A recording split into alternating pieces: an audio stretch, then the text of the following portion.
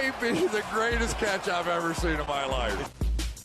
All right, guys, we are so close to the fantasy football playoffs. We're to the point of the season where some teams are going to be giving up, and what that's actually going to allow us to do is it's going to allow us to get a pretty much every single waiver wire player that we want as other teams lose interest. On top of that, we know that the waiver wire is actually the most important aspect of fantasy football at this time of the season because you are done with trades. The majority of us have already had our trade deadlines passed. So what we are doing now is we are going out there and we are trying to change our roster at the very bottom. That way we can have talent rise up to the top as we go through the fantasy football playoffs. But before we get into these 5 running backs, guys, please go down to the comment section and let me know what player you are most excited about getting off of the waiver wire and ask with whoever you are going to be dropping if that move would make sense. And then everybody else, please go down to the comment section, especially if you're watching this video a couple days after it's been uploaded, and give some people your answers as you go through. Just have my voice going on in the background and go down there, answer some people, because guys, we are part of the flock. I want everybody to be working together as we go into our fantasy football playoffs so we can answer each other's questions. We can go through and try to make our teams the best teams possible.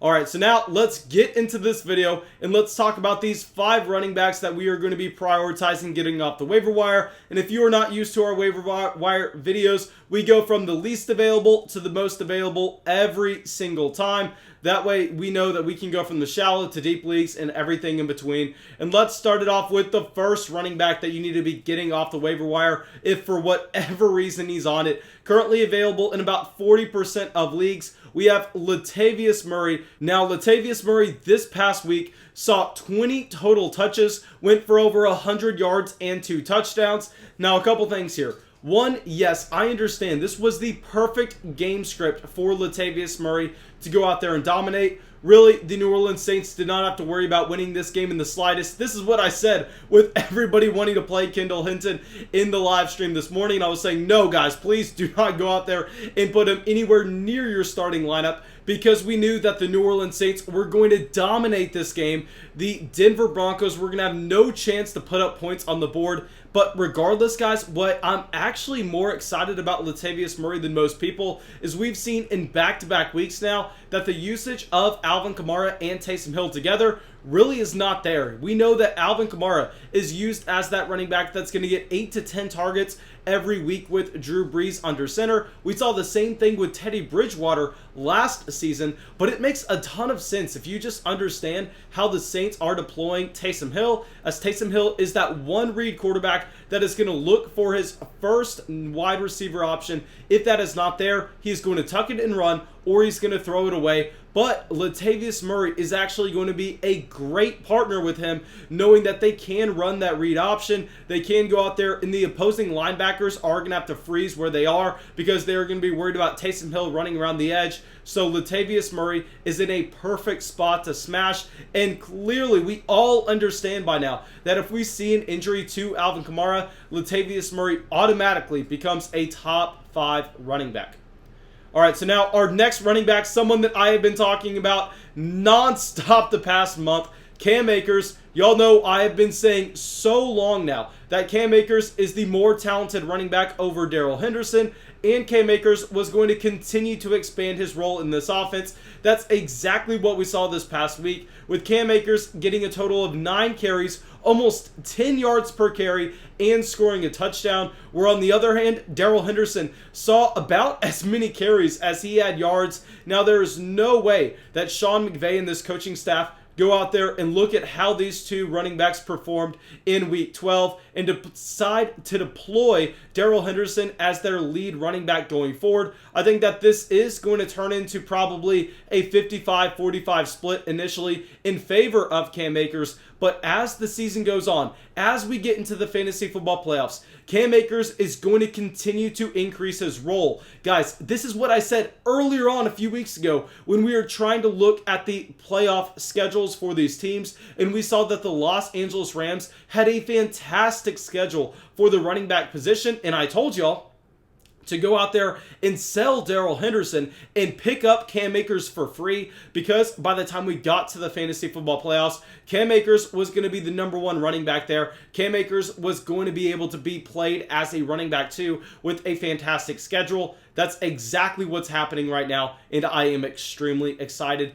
I believe he is available in about 70% of Yahoo Fantasy Leagues. Now, our next running back available in 75% of Yahoo Fantasy Leagues, Frank Gore. Yes, Frank Gore, not exciting in the slightest. But when you have a running back that's going to be available on the waiver wire, getting over 20 touches a game, that's something that you have to take notice in. And with the New York Jets, really the game could not have been any worse for them, not even scoring a single touchdown, I believe. Really, that's going to be a spot where you would naturally assume that Frank Gore is probably putting up about 8 fantasy points. No, he went for 11.6 fantasy points this week, which is not going to outright win your matchup. But guys, if there's any lesson that we learned from week 12, it's that you need players on your bench that are going to be getting touches. This is something that I think I maybe really overlooked a few weeks ago when I was telling everyone to trade away their depth to get stars in their starting lineup. And now, yes, that worked very well for you if you went out there and you traded for a Tyreek Hill or for a Derek Carr.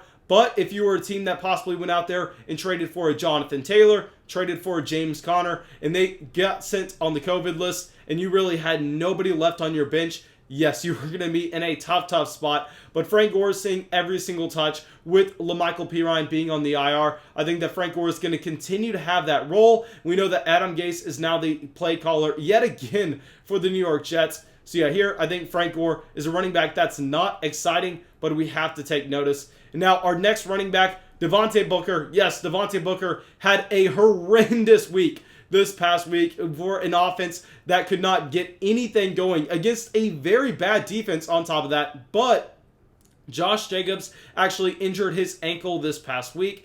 Devontae Booker currently available in 91% of fantasy leagues. And if you zoom back just a little bit, we've actually seen Devontae Booker in a game where Josh Jacobs was fully healthy, go for over 100 total yards, and go out there and score multiple touchdowns. So with Devontae Booker having that in his range of outcomes, and on top of that, we know that Devontae Booker is going to be the pass-catching running back for the Las Vegas Raiders. I think that he is going to be much better than the majority of your options on your bench, because he's going to have that guaranteed volume if Josh Jacobs misses any time. Keep in mind, I am recording this on Sunday, so really there's really no news at all with that Josh Jacobs ankle injury. It's going to be something that we have to monitor through the week and try to determine if we are going to be able to play Devontae Booker, but we want to have him on our roster. We want to have that option just in case Josh Jacobs is not good to go. And now our last running back that we are going to be looking off the waiver wire is someone I got so wrong this past week,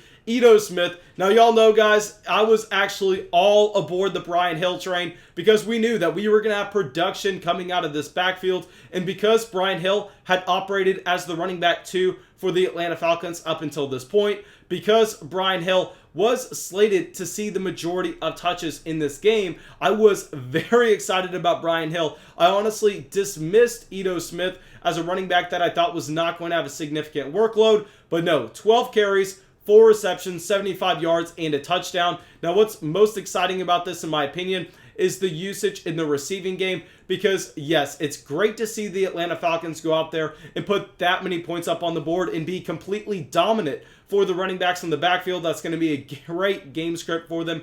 What we know is going to happen is we know that the Atlanta Falcons are going to lose games going forward. The Atlanta Falcons are not going to be that dominant franchise, where I think the running back in this backfield, if they are going to have value, is going to have to come through the air where they are getting targets out of the backfield. Ito Smith has shown that previously in 2020, and now he's putting that on display with a Todd Gurley injury. He's available in pretty much every single fantasy football league, and I think that he's not going to be available in that many more after waivers clear this week. So here, go out there and try to get Ito Smith in your last spot if you really don't have anybody with upside on that bench.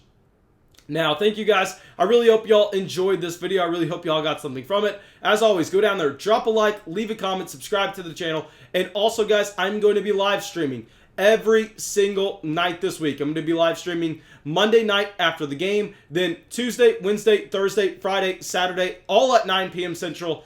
I will possibly be having to push back one date a little bit further to take my girlfriend to her birthday dinner, and then I'll come back and stream as soon as I can afterwards. But I will keep y'all updated on what that day is going to be. But I can guarantee you there will be a live stream every night. Now, thank you guys. I really hope y'all enjoyed it, and I really hope y'all have a great day.